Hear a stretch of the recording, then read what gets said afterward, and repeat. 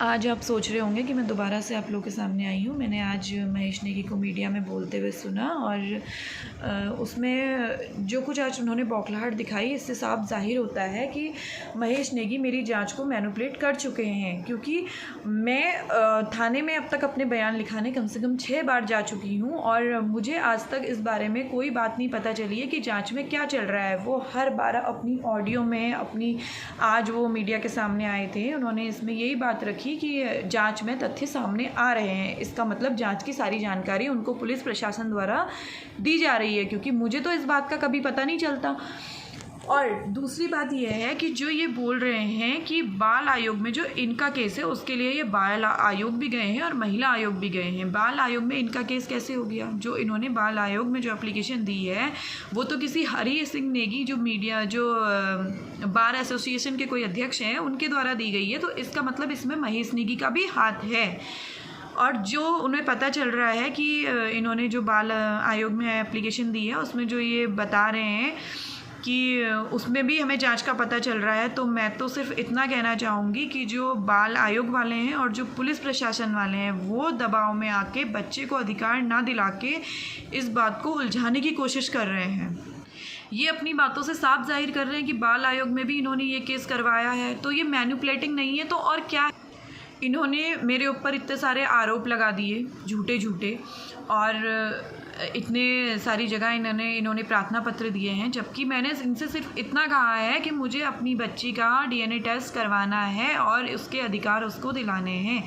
इस चीज़ को लेकर महेश नेगी भी 100% श्योर है कि बच्ची उन्हीं की है और मैं भी 100% श्योर हूँ कि बच्ची उन्हीं की है। और इस बात को डीएनए टेस्ट की बात तो सिर्फ इसलिए है ताकि सत्यता दुनिया के सामने आ सके।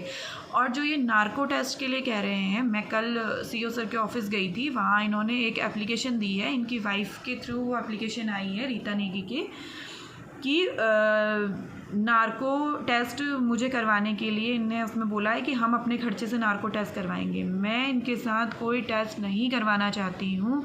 ये बात मैंने पुलिस को भी बोली है। पुलिस चाहे इस चीज़ को लेके भी मेरे पे दबाव बनाने के लिए अपने आपस में जो उन्होंने टीम बनाई है उसमें बातें कर रहे हैं कि महिला को नार्को टेस्ट के लिए कहा जाएगा। नार्को टेस्ट का इस केस से क्या संबंध है? इस टेस्ट को अगर उन्हें क्लियर करना है, सत्यता सामने लाने के लिए अगर विधायक जी भी सच में इतने परेशान हैं तो उन्हें डीएनए टेस्ट करवाना चाहिए। उन्हें डीएनए टेस्ट से इस चीज़ की सत्यता सामने आएगी, ना कि नार्को टेस्ट से। तो इसलिए उत्तराखंड में तो ये बात पहले से ही है कि आम और ख़ास आदमी का फ़र्क हमेशा किया जाता है और ये बात यहाँ पे साबित हो रही है कि आम और ख़ास आदमी में यहाँ पे कितना फ़र्क किया जा रहा है। पूरे पुलिस प्रशासन, महिला आयोग, बाल आयोग सब कुछ सरकार के प्रेशर में आके काम कर रही है, क्योंकि पुलिस भी इनकी है और सरकार भी इनकी है। और अगर ये किसी ऐसे इंसान को इसमें बीच में लेके आ रहे हैं कि कोई थर्ड पार्टी इसमें मेरा साथ दे रही है, तो ऐसा कुछ भी नहीं है। हमारे वहाँ की जिला पंचायत अध्यक्ष जो मैडम है, उनको मैंने एप्लीकेशन लिखकर उनसे हेल्प मांगी थी। इतने शक्तिशाली आदमी से अगर मुझे उसका सामना करना है, उससे लड़ाई लड़नी है, जिसकी पुलिस भी है, जिसका सरकार ही पूरी बीजेपी की है, जो आज के टाइम में जब मेरे पास बच्ची प्रूफ है, जो मेरे साथ नहीं खड़ी हो रही है आज के टाइम में, तो जब 2 साल से मैं आवाज़ उठाती, जब मेरे साथ कुछ भी नहीं था तो मेरे साथ कौन खड़ा होता?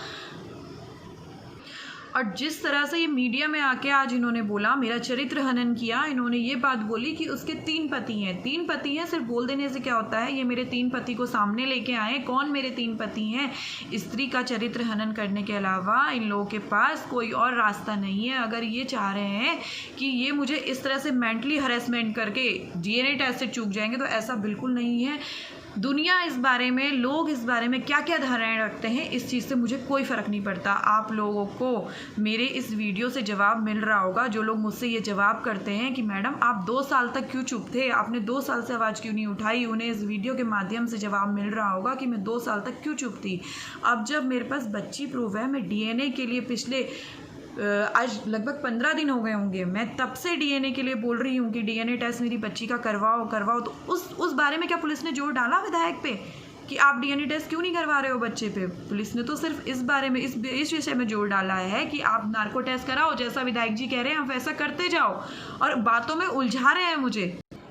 तमंचे के बल में किसी स्त्री का रेप करना, किसी का बलात्कार करना बहुत आसान होता है। 2 साल तक इन्होंने मुझे चुप बैठा के रखा है और अगर अब ये चाह रहे हैं इसके चरित्र के बारे में बोल के मैं इसको फिर चुप करवा लूँगा, तो ये इनकी बहुत गलत फहमी है। ऐसा बिल्कुल नहीं होने वाला है। ये लोगों से बुलवाएं, किसी से भी बुलवाएं, ये मीडिया के थ्रू बोलें या खुद पुलिस को आके बोलें, इसी से कोई फ़र्क नहीं पड़ेगा। मुझे तो ये चीज़ पता ही है कि पुलिस भी मुझे उलझा रही है इन सब चीज़ों में। जो इंसान मुझसे झूठा केस करवा के मेरे पति को वहाँ आने पे मारने की धमकियाँ देता था, गोलियों से मारने की धमकियाँ देता था और मुझ पे उल्टा केस करने की धमकियाँ देता था, जिस चीज़ को आज ये साबित भी कर रहे हैं, ये तो इतना कुछ होने के बाद भी उन लोगों के पीछे पड़े हुए हैं बिल्कुल कि नहीं वो लोग यहाँ पे आएंगे। इन्हें ये लगता है कि किसी के थ्रू भी हमें एक थोड़ा सा पॉइंट मिल जाए तो हम उसी पे बात बढ़ा दें। ये सीधे पॉइंट पे ना आके इस चीज़ को उलझाने वाली बातें कर रहे हैं और जैसे ये मेरा चरित्र हनन मीडिया के सामने कर रहे हैं तो उसके लिए इन पे मानहानि का केस भी इन पे होना चाहिए। जो राजनीति वाली ये बात कर रहे हैं, निकालें ना कौन सा राजनीतिक पक्ष, उनका नाम लें सीधे सीधे, कौन सा राजनीतिक पक्ष है वो, मैं किस पार्टी से जाकर आज तक मिली हूँ। अब ये चाह रहे हैं कि आपसे लड़ने के लिए मुझे किसी की ज़रूरत भी ना होती, तो ये आप लोग सब समझ रहे होंगे कि इनकी बहुत बड़ी गलतफहमी है। मेरे को अगर इतने बड़े इंसान से लड़ना है तो मुझे किसी ना किसी का सहारा भी लेना पड़ेगा। मैं तो मजबूर थी, लाचार थी, आज तक कुछ नहीं बोल पाई और शायद सारी ज़िंदगी उत्पीड़न सहते सहते ही अपनी ज़िंदगी ख़त्म कर देती।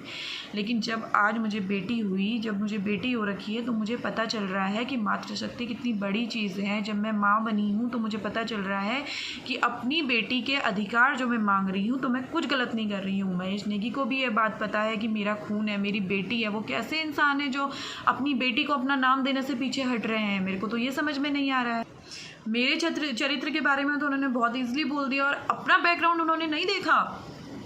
खैर, मैं इस चीज़ को इशू करके मैं कुछ नहीं बोलना चाहती हूँ। मैं बस इतना कहना चाहती हूँ कि महेश नेगी बातों को ना उलझा के और पुलिस प्रशासन मुझे बातों में ना उलझा के मेरी बच्ची का DNA टेस्ट उनके साथ करवाए और सत्यता को सामने लेके आए। वो सत्ताधारी पार्टी के विधायक हैं और पुलिस पे अपना पूरा प्रेशर उन्होंने बना रखा है। जब मेरे पति ने मेरे बच्चे का DNA टेस्ट करवाया तो मैं तो उनका ये सम्मान करती हूँ कि उन्होंने मुझे और मेरी बच्ची को कोई नुकसान नहीं पहुँचाया। मुझे यहाँ तक मैं सही सलामत आई और अगर अब मैं अपने बच्चे का अधिकार उनसे मांग रही हूँ, उसके पिता से उसका अधिकार मांग रही हूँ, तो मैं क्या गलती कर रही हूँ इसमें नार्को टेस्ट कहाँ से बीच में आ गया? नार्को टेस्ट की इसमें बात कहाँ से बीच में आ गई? इस चीज़ को तो विधायक को निष्कासित करके पार्टी को भी मेरा साथ देना चाहिए, क्योंकि ये बात बिल्कुल सत्य है। सत्यता सामने आने में पार्टी क्यों घबरा रही है उनकी, क्यों उनको इतने मौके दे रही है, क्यों बीजेपी अपने पार्टी के विधायकों को इतने मौके दे रही है कि वो बार बार स्त्रियों का चरित्र हनन करे, उनके साथ रेप करे। रेप का मुकदमा इन पे लगा के अरेस्टिंग इनकी होनी चाहिए। जो इस तरह से मुझे ये बोल रहे हैं, मुझे लोगों के द्वारा धमकाया जा रहा है कि आपकी गिरफ्तारी होगी, बच्चे को आपसे अलग कर दिया जाएगा। बच्चे को अलग करके क्या ये मेरे बच्चे को मरवाना चाहते हैं? मेरे बच्चे को ये मरवाना चाहते हैं जो इन्होंने पहले ही एसएसपी सर के पास एप्लीकेशन दे रखी है।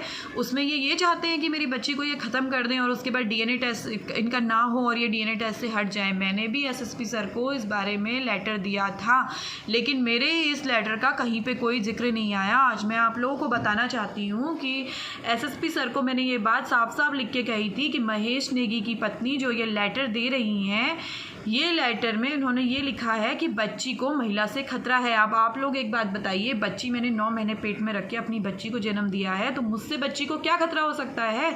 बच्ची को खतरा है तो महेश नेगी से है, उसके परिवार से है, उसके सहयोगियों से है। 2 साल तक चुप रही, इसलिए रही कि क्या उम्मीद रखती पुलिस से, जो पुलिस आज मेरे पास प्रूफ है, मेरे गोद में प्रूफ है, उनका बच्चा है मेरे पास। मैं आज वो प्रूफ लेके जब पुलिस के सामने बोल रही हूँ कि आप मेरा DNA टेस्ट करवा दो, पुलिस बातों को उलझा रही है, मेरा चरित्र हनन कर रही है, मेरे चरित्र के बारे में 100 सवाल मुझसे पुलिस पूछ रही है। वो विधायक को क्यों नहीं पूछ रही है, उनका बैकग्राउंड किस तरह का है? इस चीज़ को तो वहाँ की आम जनता भी जानती है। वो तो जो उन्होंने बोला कि लोग अपने लाज के खातिर चुप हैं, ये बात उनने बिल्कुल जो उनको अपने लिए बोलनी चाहिए थी वो उन्होंने एकदम मेरे ऊपर इस बातों को लगा दिया। मैं आप लोगों से बस इतना कहना चाहूँगी कि पुलिस प्रशासन दबाव में ना आके निष्पक्षता से जांच अगर कर रही होती तो इस तरह से मेरे पे सवाल नहीं उठते। वो किस तरह से निष्पक्षता से जांच कर रही है पुलिस?